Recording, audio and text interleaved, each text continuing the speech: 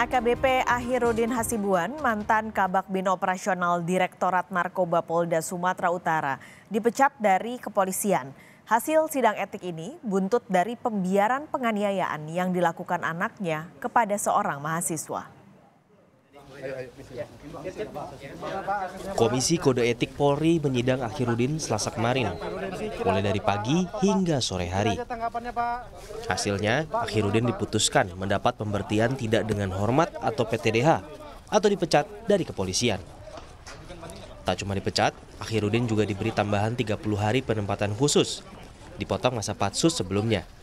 Untuk dilakukan pemberhentian tidak dengan hormat.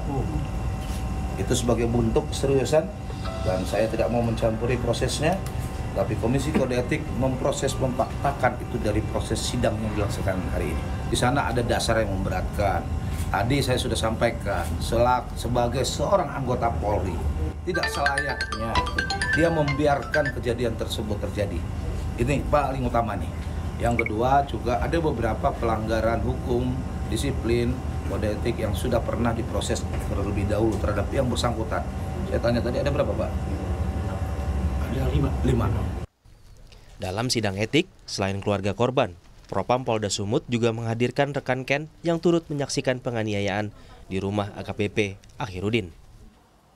Keluarga menilai AKBP Akhirudin layak dipecat karena tidak layak sebagai polisi membiarkan penganiayaan terjadi tanpa ada upaya menghentikannya. Tidak selayaknya dia sebagai anggota Polri melakukan pembiaran dan malah mengarahkan Aditya untuk melakukan pemukulan terhadap Ken. Bagaimana. Dan seharusnya sebagai orang tua yang bijak dan baik, dia mendamaikan, bukan malah menyarankan untuk melampiaskan nafsu amarah. Kita ingin hukuman seberat-beratnya untuk kode etik dan disiplin, kita minta dia dipecat dari anggota Polri. Atas putusan Komisi Kode Etik, Akhirudin mengajukan banding. Selain kode etik, Akhirudin juga sedang berproses di pidana umum karena keberadaannya saat penganiayaan terjadi. Tim Liputan, Kompas TV.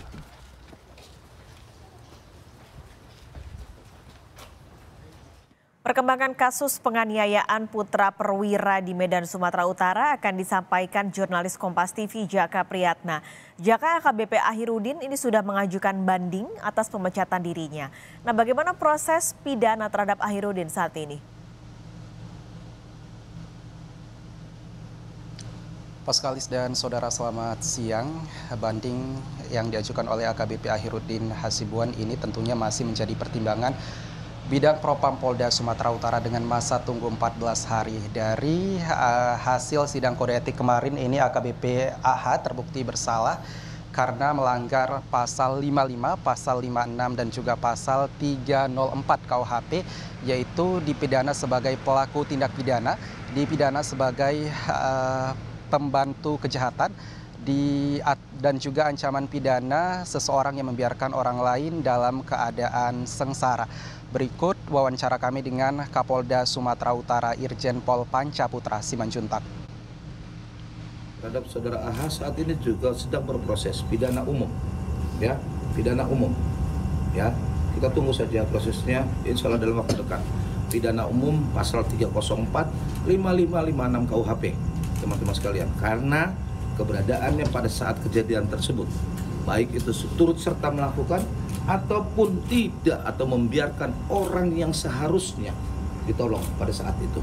Sehingga proses hukum hari ini sudah dinaikkan prosesnya, pidananya SPD sprindiknya sudah beberapa waktu lalu penyidikannya, hari ini sudah ditetapkan juga penetapan tersangka terhadap yang bersangkutan melakukan pelanggaran pidana umum.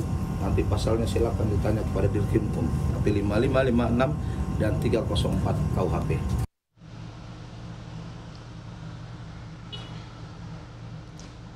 Dan tentunya bagaimana selanjutnya untuk proses hukum pidana ini masih menunggu jawaban pertimbangan yang akan dibacakan oleh Bidang Propam Polda Sumut pada sidang kode etik selanjutnya nantinya.